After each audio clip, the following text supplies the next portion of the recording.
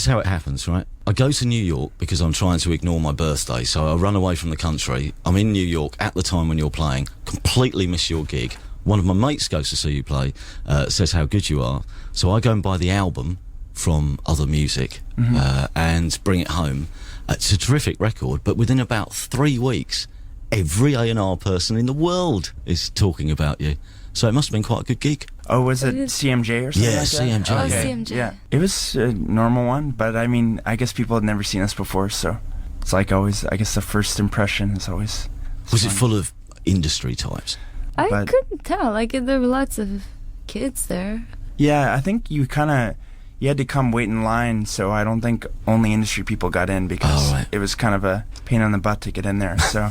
I've seen gigs at seminars, and they're really starchy gigs. You know, Right. they're really stuffy, just because they're just full of people who are scratching their chin just Right. a little bit. You know what I mean? Well, our booking agent in the States was really, like, proactive about, you know, like, getting them to hold tickets, you know, like, only sell half the tickets so that Yeah. people had to come get in line, so it actually meant that, like, real people go to the shows instead of, like, A&R Do you? I people. always wonder about this. When you're on stage, can you actually see the audience? Yeah. We always, that's the, Yeah. with the If we lighting, can't, every single if we time cannot, we get them then to... we ask them to turn on the lights a little bit.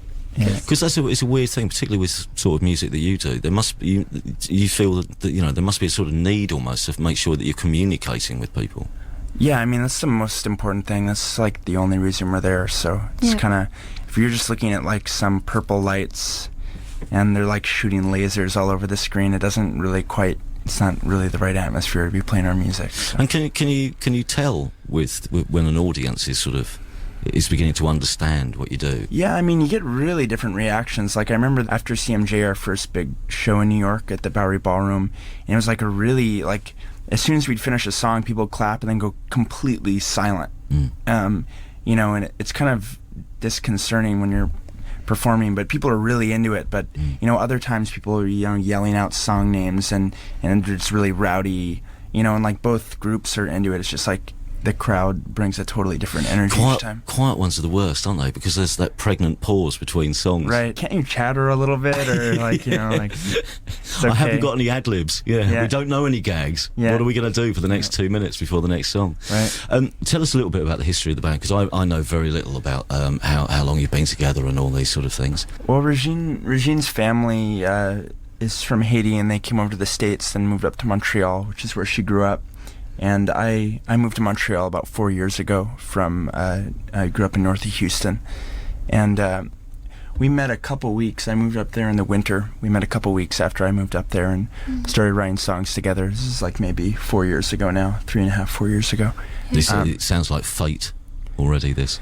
Yeah, I mean, I don't know if I believe in fate, but it's definitely like, it's very hard to find people to play with who you actually, I don't know, we really could play together.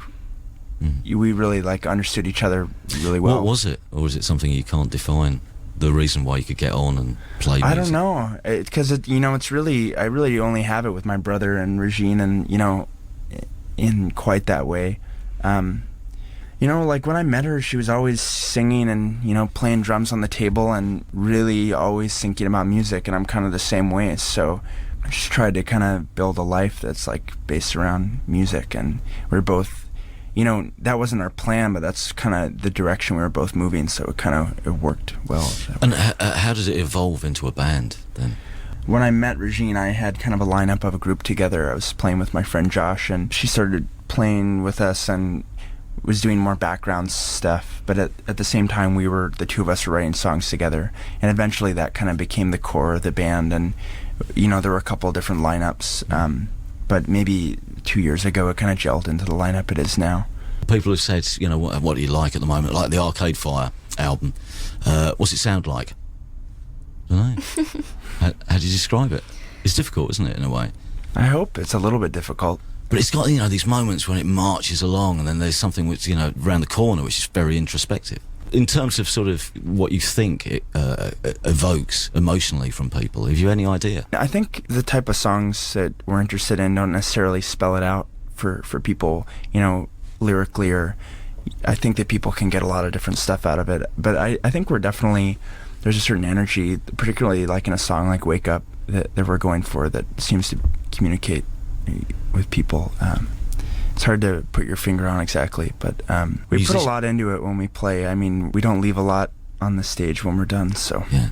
I mean, the other thing about what I found about this album is there's very few people in the same sort of area making the same sort of music. The only thing which we have probably in the UK, which is, you know, close to it maybe, is British Sea Power. I've only heard a track. Like I'm gonna steal their CDs from Rough Trade today, so. Good idea. Yeah. It's not a bad record. We don't have that much chance to listen to new music, so I don't really feel that plugged into what's going on. No, not too much. What, because you're always writing?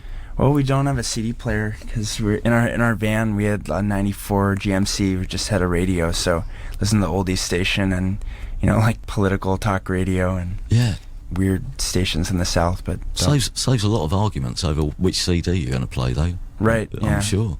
So, how long ago did you actually make this record, which is now coming out in the UK? Well, we wrote the songs a while ago now. Summer 2003.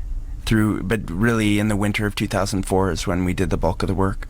But we went in to the studio and we were going to do a 7-inch of Wake Up and Power Out. We tracked both of those songs, and then the guy who engineered that ended up playing drums on a bunch of the records, so we met him at that session. So you know, we played out a bunch, and then we started really recording in the winter. And then from there, how did you get involved with Merge Records? Is Merge still run by a little fella from Superchunk? Yep. Is it? Mac, yeah. Mac and Laura both run it. Really? Yep.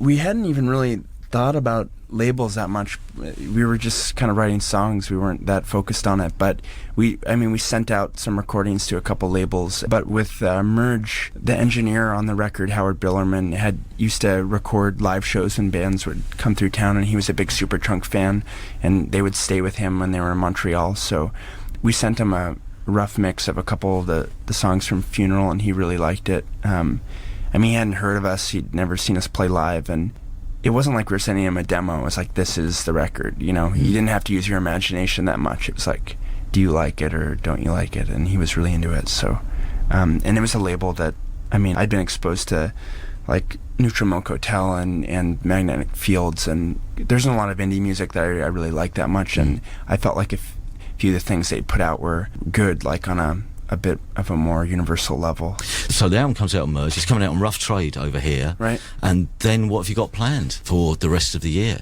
Some gigs? You're coming back to the UK properly, aren't you, to do like a bunch of shows? Yeah. Well, Rough Trade's got us manufacturing T-shirts in a sweatshop for the next couple weeks, and then we're doing some dates. We're playing a couple London shows, and we're playing Paris and Berlin and stuff in March.